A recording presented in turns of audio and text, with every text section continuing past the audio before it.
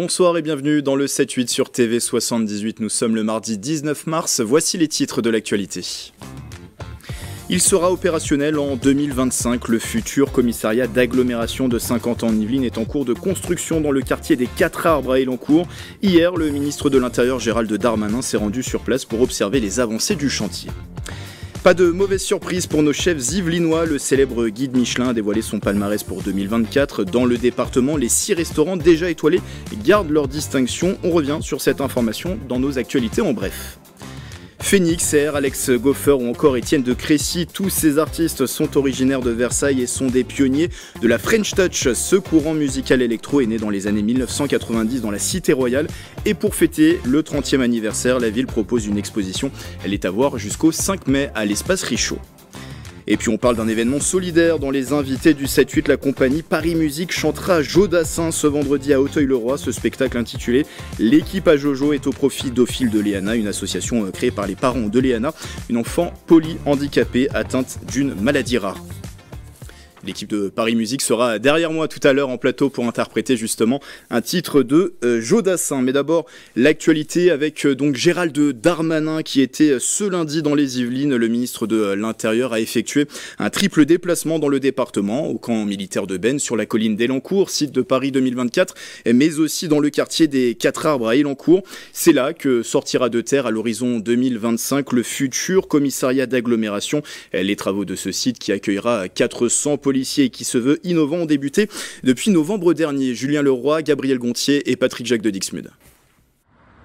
Les travaux se poursuivent pour le commissariat du futur d'Elancourt. Ce lundi 18 mars, le ministre de l'Intérieur et des Outre-mer Gérald Darmanin s'est rendu dans le quartier des 4 Arbres pour observer l'avancée du chantier.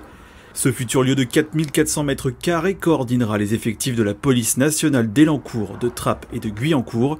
L'objectif, permettre un plus grand maillage entre les communes environnantes pour améliorer la protection des habitants. Le remplacement de l'ancien commissariat de la commune était attendu depuis de nombreuses années. Vous changez de monde, hein. Les policiers c'est pareil, mais ils n'avaient même pas un petit coin pour être ensemble, pour pouvoir prendre un moment de détente, c'est plus rien à voir. Enfin, c'est un vrai outil de travail, là, quand on leur lit, un outil de travail de pointu, de très haute valeur ajoutée, oui. Accès aux bâtiments par reconnaissance faciale ou intelligence artificielle dans la gestion de la vidéoprotection, de nombreuses technologies seront expérimentées dans ce nouveau site. Pour leur permettre un gain de temps, les policiers utiliseront un outil pour retranscrire automatiquement les auditions. L'utilisation du speech-to-text permet pour les viols sur mineurs où le procureur de la République demande, et c'est normal, au mot près ce que dit l'enfant dans une salle qualifiée qu'on appelle la salle Bénédicte que vous connaissez dans votre département. Là où auparavant on mettait 8 heures d'audition pour un enfant, désormais on met 1h30 d'audition. Un projet financé par l'agglomération de Saint-Quentin-en-Yvelines, le département et la région à hauteur de 24 millions d'euros. Près de 400 agents seront déployés dans ce futur commissariat. L'ouverture est prévue au premier trimestre 2025. Le point à présent sur le reste des actualités dans les Yvelines.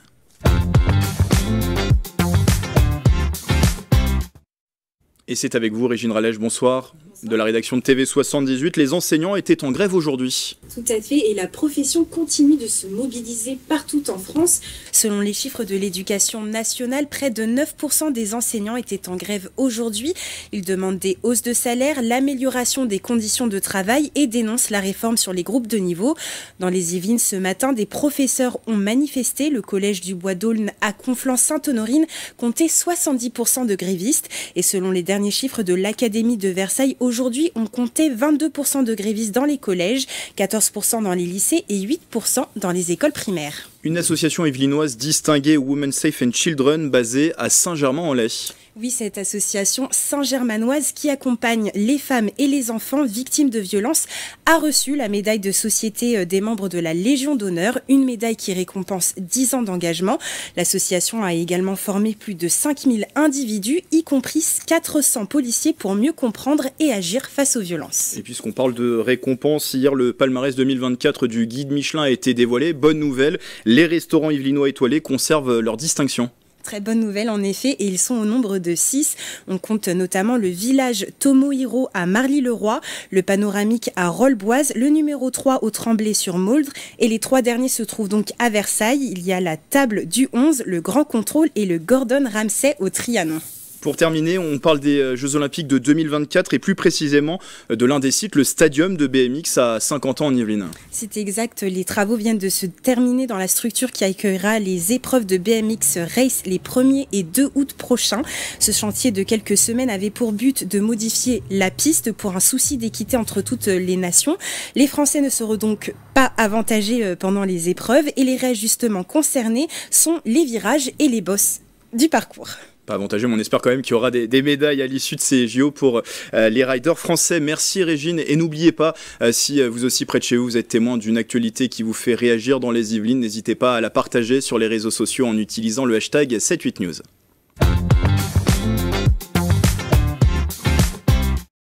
Un mot d'économie, la croissance sera moins forte qu'espérée en 2024. Les prévisions sont passées de 1,4% à seulement 1%. L'État prévoit également près de 10 milliards d'euros d'économies supplémentaires pour faire face à de plus faibles recettes fiscales. Dans ce contexte contraint, le gouvernement doit cependant réduire le déficit public. Les déficits publics qui atteignent des niveaux inquiétants, et ce, en pleine année électorale avec le scrutin des européennes en juin. La contrainte budgétaire face à la contrainte électorale, c'est la chronique de l'économiste Véronique Jérôme.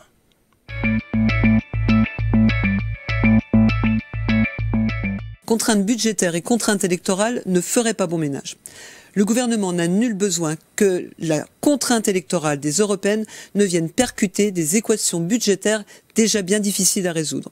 En cause, des revendications pour un rattrapage salarial visant à compenser les pertes d'une inflation hier galopante, dénonçant la dégradation des conditions de travail et pointant la surtransposition des normes européennes, notamment agricoles. Pourquoi en est-on arrivé là? Défaut d'anticipation des conséquences politiques, économiques, sociales. Le gouvernement n'a pu éviter mouvements sociaux, blocages, hier les transports, aujourd'hui l'agriculture. On lui reproche le respect de contraintes qui ont pu produire nombre de victimes collatérales. Victimes qui pourraient être tentées par un vote de défiance, ruinant les chances de victoire de la majorité présidentielle aux européennes. Mais peut-on faire reproche au gouvernement d'avoir négligé l'étude de l'impact national d'une logique européenne implacable? Non, bien sûr, sauf à considérer qu'il est allé trop loin dans sa quête de crédibilité, avec une surtransposition de normes laissant entendre plus européen que moi, impossible. D'aucuns diront qu'un père fondateur de la construction européenne se doit de montrer l'exemple, mais en s'affichant plus contraignant que la contrainte elle-même. Le gouvernement ouvre la porte aux freeriders, ces opportunistes exploitant des avantages que d'autres ont financés, et il laisse aussi prospérer ceux qui bafouent les normes via une concurrence déloyale intra-européenne, celle-là même que ne cesse de dénoncer l'agriculteur français. Comment en sortir ? Plus de croissance et tout repartirait bien sûr, mais malheureusement, la croissance ne se décrète pas. Et l'avenir s'assombrit. Le gouvernement vient de réviser à la baisse sa prévision de croissance, mais pas que. Certes, l'inflation ralentit, mais le chômage pourrait aussi ne plus diminuer. Que faire quand la contrainte budgétaire semble sonner le glas de nombre d'ambitieux projets? Situation paradoxale d'un nouveau gouvernement déjà mis à la diète budgétaire, mais sommé d'obtenir des résultats pour redorer le bilan du mandat présidentiel et contraint d'afficher des engagements crédibles dans une campagne électorale des européennes. Européennes qui s'invitent à mi-mandat présidentiel. Une aubaine pour les électeurs pressés d'envoyer au camp sortant de 2027 le signal de leur mécontentement en 2024. De la colère à la sanction électorale, il n'y a qu'un pas. La solution passerait par la redistribution. Ce serait oublier un peu vite la vigie européenne, reprenant du service après le Covid. Elle impose de rentrer rapidement dans les clous, maîtrise des dépenses, réduction des déficits et des dettes. Contraintes budgétaires et contraintes électorales vont entrer en collision. Situation insoluble, a priori, elle paraît intenable. Dès lors que toute nouvelle dépense ou annonce électorale s'ajoute aux attentes des électeurs, mais quand leur financement ne va pas de soi, elles deviennent vite contre-productives, ajoutant de la désillusion aux doléances. Trop d'annonces tuent les annonces. La solution, pourquoi pas une politique raisonnablement rigoureuse, limitant les priorités prioritaires, hiérarchisant les objectifs et opérant une sélection efficace des multiples contraintes. Le gouvernement choisira ainsi entre le pragmatisme du politique opportuniste et la fidélité aux idées du politique partisan. Mais il ne devra pas oublier qu'il ne saurait y avoir de victoire électorale sans victoire sur les défis de l'économie.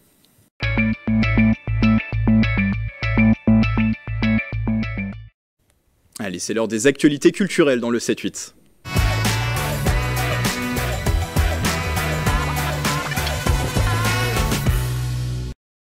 Le 5 avril prochain, l'espace Albert Camus de Maurepas accueille ECOA. C'est un spectacle de danse de la compagnie Arcos. Me voici 3 bonnes raisons de prendre vos places au micro de Mathilde Francou. Bonjour, je m'appelle Thibaut Jean Mougin et je suis responsable de la programmation culturelle de la ville de Maurepas.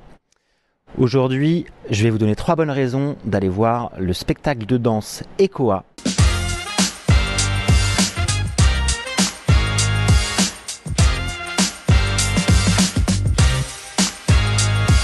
Mes 3 bonnes raisons. La première, c'est déjà pour se laisser aller au déséquilibre, à la surprise et à l'imprévu. Pour découvrir aussi le chorégraphe Thomas Gary, maître de la précision. Et enfin, pour apprécier la musicalité de la danse et la chorégraphie de la musique.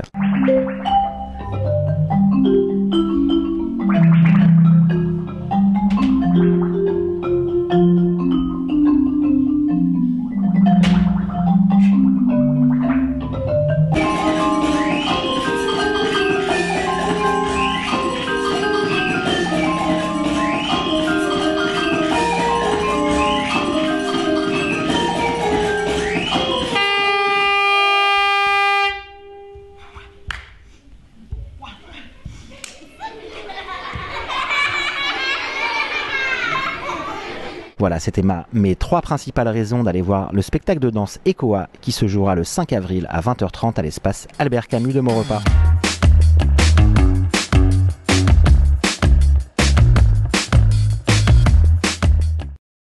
Non, les Daft Punk ne sont pas originaires de Versailles, mais la cité royale a bien été le berceau de leur courant musical, la French Touch, démocratisée par nombre d'artistes versaillais. Pour fêter les 30 ans de cette musique électronique à la sauce française, la ville propose une exposition inédite, son nom H5, voire la French Touch, pochette d'albums, archives inédites, c'est jusqu'au 5 mai à l'espace Richaud, Mathilde Francou et la Carme.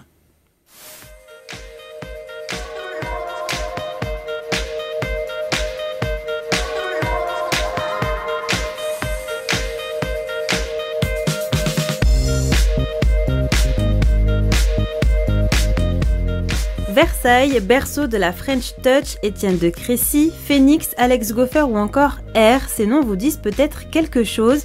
Ce sont eux qui ont créé la French Touch, ce courant musical électro des années 90, mais au départ, c'était simplement une bande d'amis. En fait, Antoine était en cours avec Étienne de Crécy, Alex Goffer, avec Nicolas Godin de R, donc lui, depuis le début, il était vraiment en contact avec eux. Moi, étudiant, j'allais au ski avec eux sans savoir ce qu'ils faisaient, à dire vrai. Donc on faisait juste du ski. J'ai découvert qu'ils étaient musiciens au bout de 3 ou 4 ans après. Des vacances au ski, Ludovic Houplin et Antoine Bardou-Jacquet se sont retrouvés à faire les pochettes d'albums de ces artistes. Graphisme coloré, grosse typographie, son Electro House, la French Touch est née et le studio H5 aussi.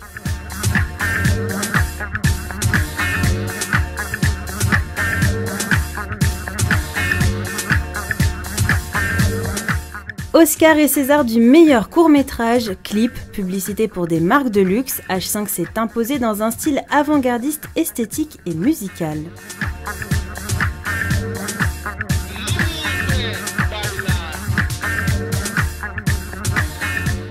Et cette année, le collectif fête ses 30 ans, alors pour l'occasion, la ville de Versailles présente à l'espace Richaud une exposition. Visible jusqu'au 5 mai, elle regroupe plus de 200 pochettes d'artistes. En fait, c'est comme une timeline de pochettes. Donc c'est des premières pochettes aux dernières qui sont au 2e étage. Donc là, il y a un label qui s'appelle Pamplemousse, qui est celui-ci, avec toutes les pochettes qui sont en typo bicolore, et de les penser comme des produits, presque des packaging publicitaires, soit de lessive, soit de canettes de coca. Au sous-sol, vous retrouverez également les sons emblématiques de la French Touch, un véritable medley de 55 morceaux triés sur le volet. Et à l'étage, les fans pourront découvrir les esquisses qui ont servi au dernier clip des Daft Punk.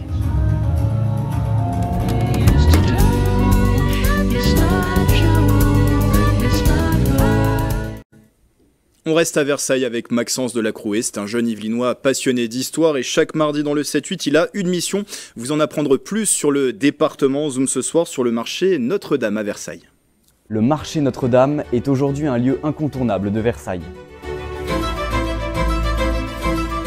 Situé au cœur du quartier Notre-Dame, le marché a été fondé il y a plus de 300 ans par le roi Louis XIV.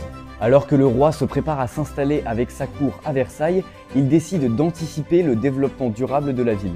En continuant les travaux de son père qui avait aménagé un premier marché en 1634, Louis XIV décide de le faire rayonner à partir de 1671. Il va tout mettre en œuvre pour pouvoir aménager un bon approvisionnement à Versailles. La place du marché est élaborée en fonction de 4 carrés qui en délimitent les extrémités. Le carré à la viande, le carré à la farine, le carré aux herbes et le carré de la marée. Ces appellations historiques permettaient aux Versaillais de se repérer plus facilement. Mais le marché a eu ses heures sombres pendant la Révolution française où il tomba dans l'oubli. Ce n'est qu'à la fin du 19e siècle qu'il va renaître. La guerre franco-prussienne de 1870 se termine, le nouveau gouvernement décide de s'installer provisoirement à Versailles. Le marché Notre-Dame devient donc l'un des plus actifs de France. Aujourd'hui, le marché Notre-Dame est toujours le plus grand lieu commercial de Versailles, avec en supplément les bars et restaurants dont il s'est garni. Il a beau être le saint patron de l'Irlande, mais sa fête est célébrée partout dans le monde. La Saint-Patrick, c'était dimanche. À cette occasion, un bal folk s'est tenu à la maison de quartier Auguste Renoir à Guyancourt. Les participants ont pu s'essayer à différentes danses traditionnelles. Léa Carme et Clara de Frutos. Je mets pied droit derrière, pied gauche sur le côté, pied droit derrière, pied gauche sur le côté. Ce dimanche 17 mars, jour de la Saint-Patrick, Catherine a enfin sauté le pas.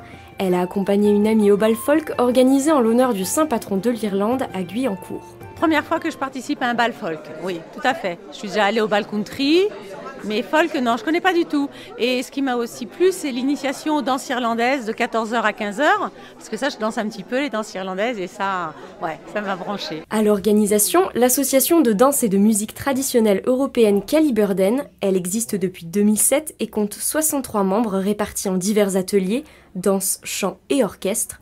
Ce bal folk, en ce jour de la Saint-Patrick, est l'occasion de mettre en avant leur répertoire de danse et musique irlandaise, écossaise et anglaise. C'est ouvert à tous et on adapte alors donc avec déjà un stage qui permet aux non-initiés de connaître déjà ce qu'on appelle certaines figures, certains pas de base, mais on reste bien sûr dans des danses qui sont accessibles à tout public.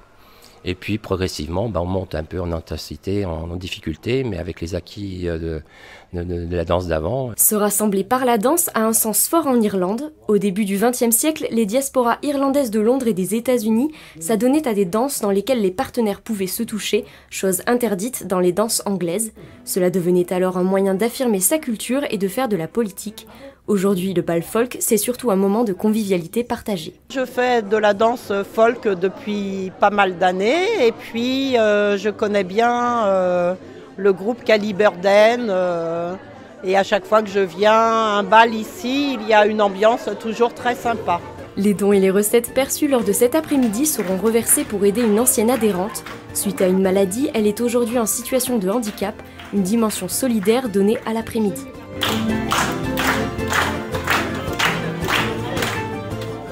Une soixantaine de personnes étaient présentes au bal. Des événements similaires sont organisés toute l'année par l'association qui souhaite attirer tout public. Peut-être de quoi donner à Catherine et d'autres le virus du bal traditionnel. Dans un instant, les invités du 7-8, mais juste avant, coup d'œil aux prévisions météo de demain.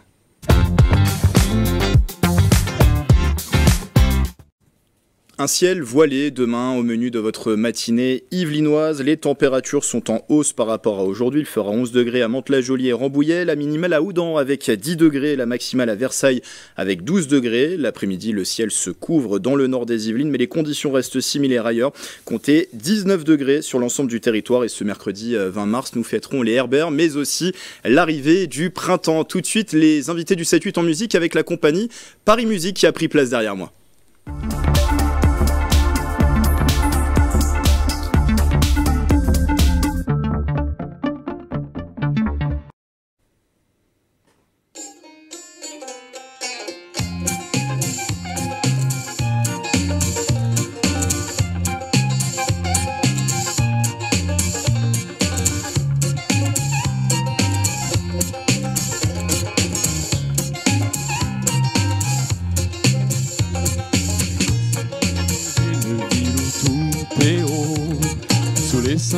Étoiles d'un drapeau.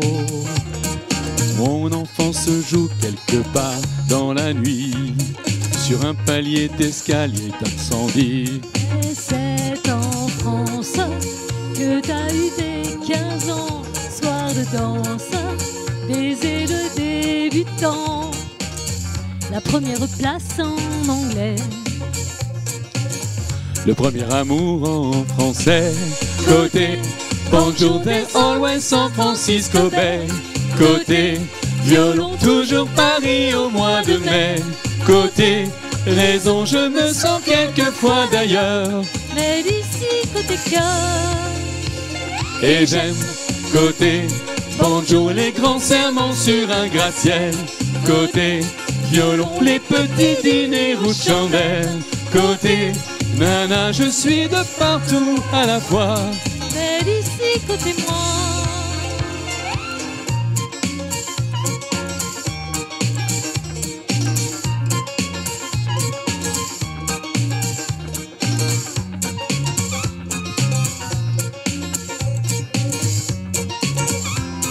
Certains vont à Cannes pour finir leur vie.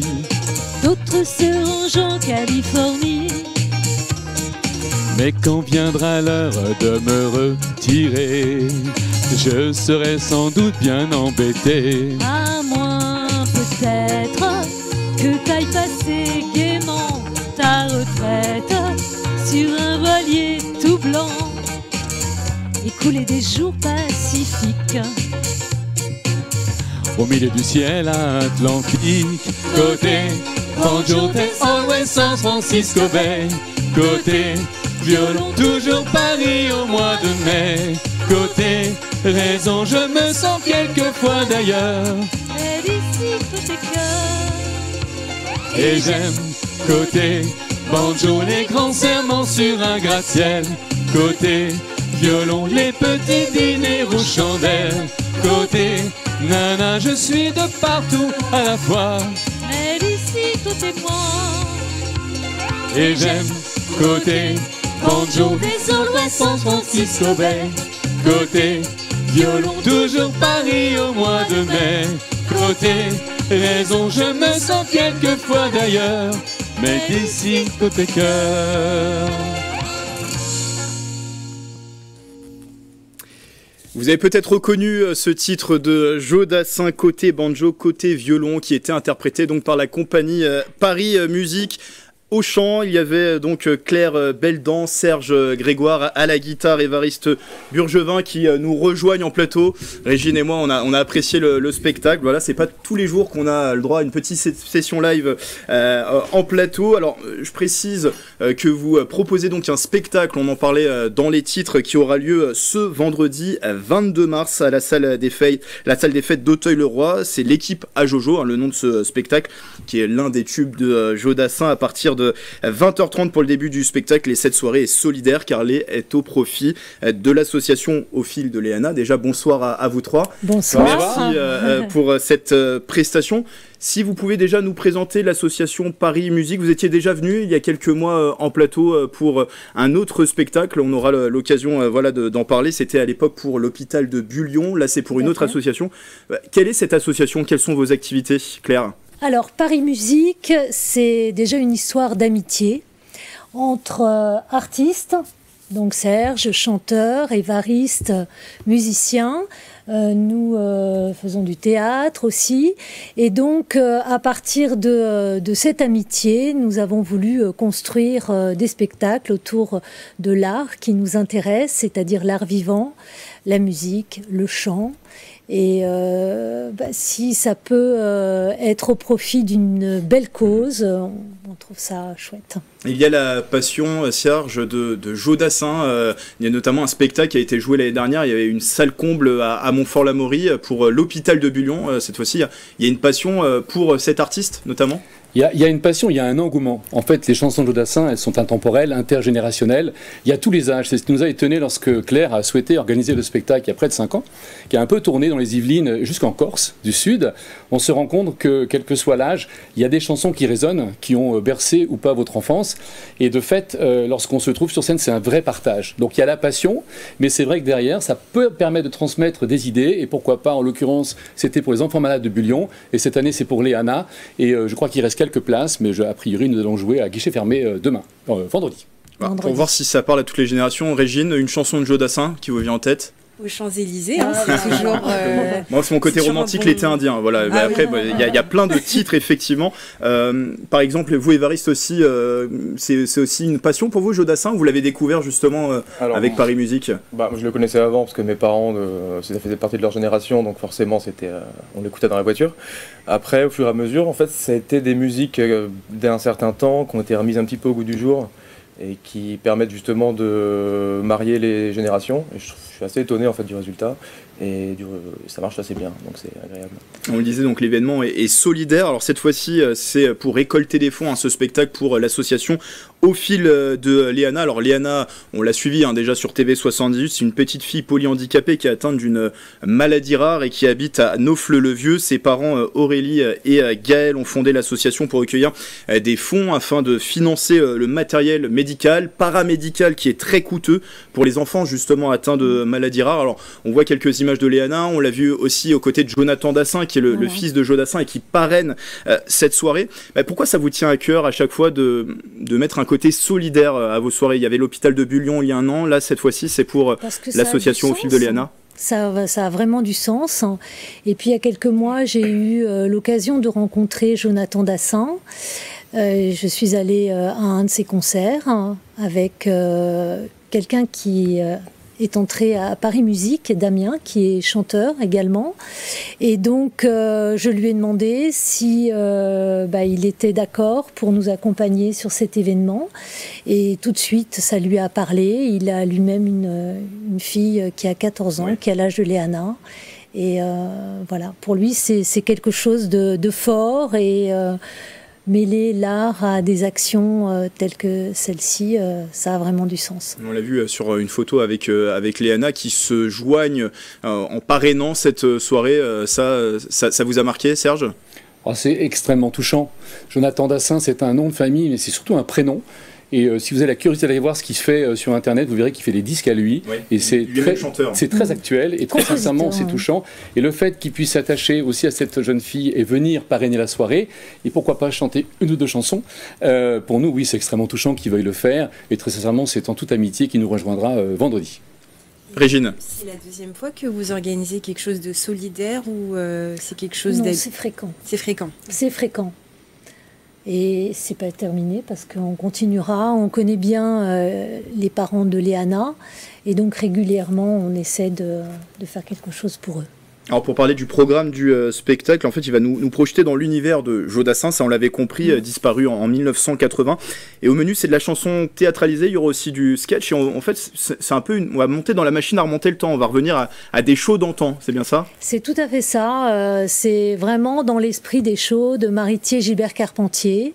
Donc avec des sketchs humoristiques et puis voilà des articulations un peu drôles et voilà des surprises. Il y a beaucoup de surprises. Beaucoup de surprises. Donc Serge et vous au chant, Évariste à la guitare seulement, oui. Mais il y a des petites surprises justement, d'autres intervenants qui nous rejoignent. Voilà. Et c'est on est 6. Donc un autre guitariste, il y a François qui donne le pendant à Évariste, qui nous met en musique, Évariste qui est aussi producteur. C'est vraiment l'homme musical de la session. Vous avez Sylvain qui introduit et prévient et qui fera une série de sketchs tout au long de la session. Donc ça c'est assez sympa. C'est aussi un acteur et c'est un showman né. Et Damien qui va nous offrir quelques prestations particulières sur des chansons de copains de Joe Dassin de l'époque. Et il est absolument étonnant. Il est lui-même one-man show quasiment à ses temps perdus tous les week-ends. Il y aura des surprises, ça va durer 1h30. On va chanter du Joe Dassin, ça va chanter dans la salle. On va chanter du Joe Dassin, mais pas que du Joe Dassin. Voilà, parce que l'équipe à Jojo, c'était un ensemble de copains et il y avait des chanteurs, il y avait des humoristes. Donc, ce sont ces artistes-là que nous représenterons.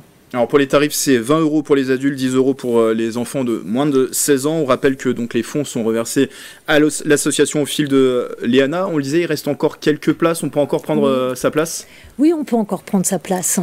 Vite, voilà, sur Hello Asso. Ouais. Mais là, je reçois beaucoup d'appels. On voit que ça s'affole un petit peu. Ouais, sur helloasso.com, on tape tout simplement Au fil de Léana ou Paris Musique et on tombe très facilement sur le spectacle. On tape Hello Asso, l'équipe à Jojo et on tombe sur le lien pour prendre sa place. Et donc l'équipe à Jojo, vous voyez toutes les informations qui se déroulera donc ce vendredi 22 mars à la salle des fêtes d'Auteuil-le-Roi. C'est à partir de 20h30 et on le rappelle, une soirée au profit de l'association Au fil de l'ENA. Merci à vous trois d'être venus en parler en plateau.